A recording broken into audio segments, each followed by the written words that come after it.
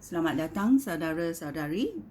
Kita mau belajar tentang apakah kemenangan syaitan yang original.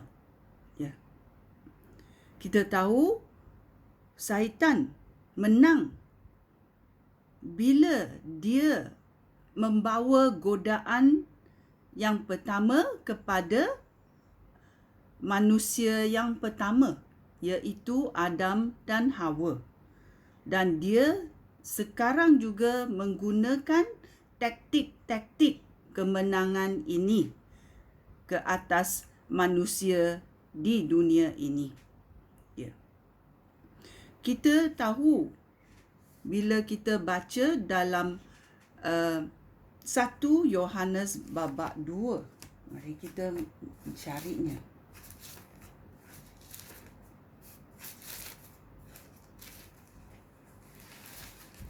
1 Yohanes babak 2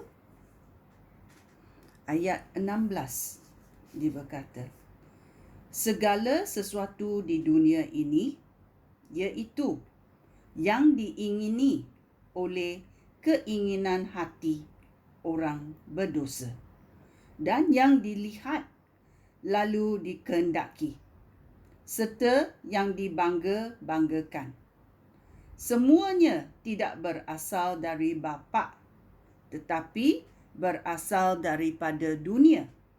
Ya, dia sudah berkata, ya, bahawa apa sesuatu di dunia ini iaitu yang diingini oleh keinginan hati orang berdosa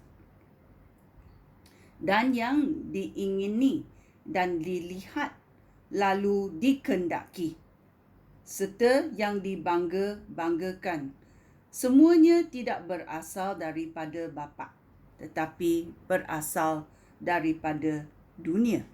Ya. Kita mau membuat perbandingan. Okey?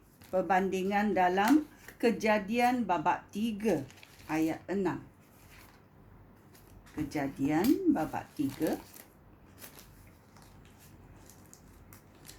ayat 6 berkata, perempuan itu nampak bahawa pokok itu cantik dan buahnya enak dimakan.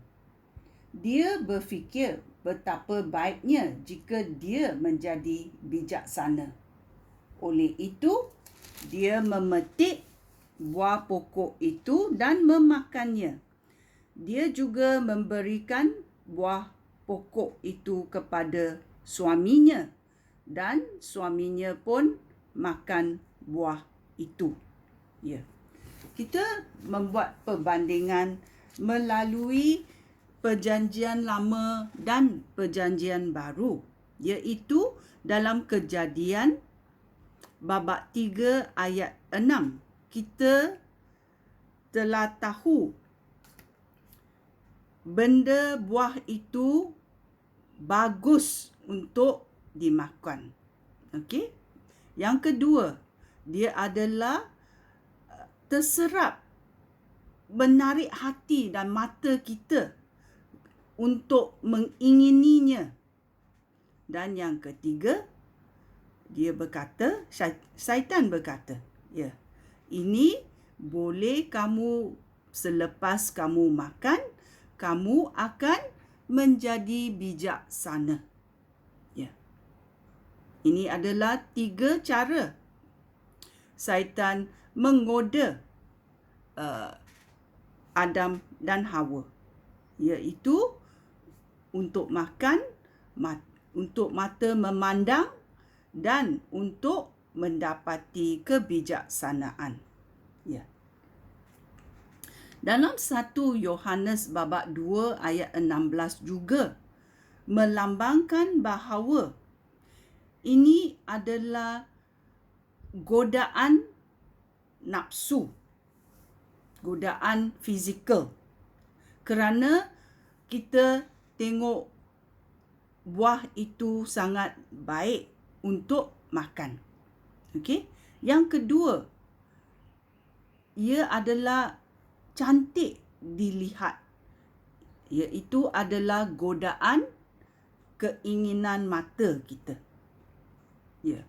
Yang ketiga iaitu untuk kebijaksanaan, iaitu adalah keangkuhan untuk hidup. Ya. So kita tahu selepas kejatuhan Adam dan Hawa, semua manusia adalah di bawah kekuasaan ketiga-tiga ini. Iaitu kita boleh menghuraikan dalam Galatia babak 5. Jadi kita mencarinya.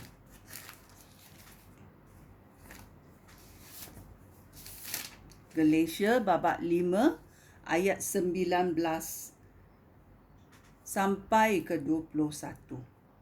Dia berkata, keinginan tabiat manusia nyata, semua perbuatan cabul, lucah dan tidak senonoh dalam penyembahan berhala dan penggunaan ilmu sihir. Orang bermusuhan dan berkelahi. Mereka cemburu, lekas marah dan mementingkan diri sendiri. Mereka berpecah dan berpihak-pihak. Mereka iri hati, suka mabuk, berpesta liar dan sebagainya. Aku memperingatkan kamu sekarang, sebagaimana aku telah memperingatkan kamu dahulu. Orang yang melakukan perbuatan-perbuatan itu tidak akan menikmati pemerintahan Allah. Itulah sebabnya kita tahu selepas pemberontakan Adam dan Hawa di atas yang diperintahkan oleh Tuhan supaya jangan makan buah di tengah-tengah kebun itu. Tetapi apa berlaku? Mereka melihatnya godaan yang terhadap jasmani, godaan terhadap mata dan kebanggaan hidup telah menimpa mereka. Dan ini adalah ciri-ciri yang dikatakan di dalam Galatia babak 5 ayat 19 dan 21. Kerana mereka telah membuat benda-benda yang tidak disukai oleh Allah. Apa perkara-perkaranya? Kita huraikan sekali lagi. Keinginan tabiat manusia nyata dalam semua perbuatan cabul, lucah dan tidak senonoh dalam penyembahan berhala dan penggunaan ilmu sihir. Orang bermusuh-musuhan dan berkelahi.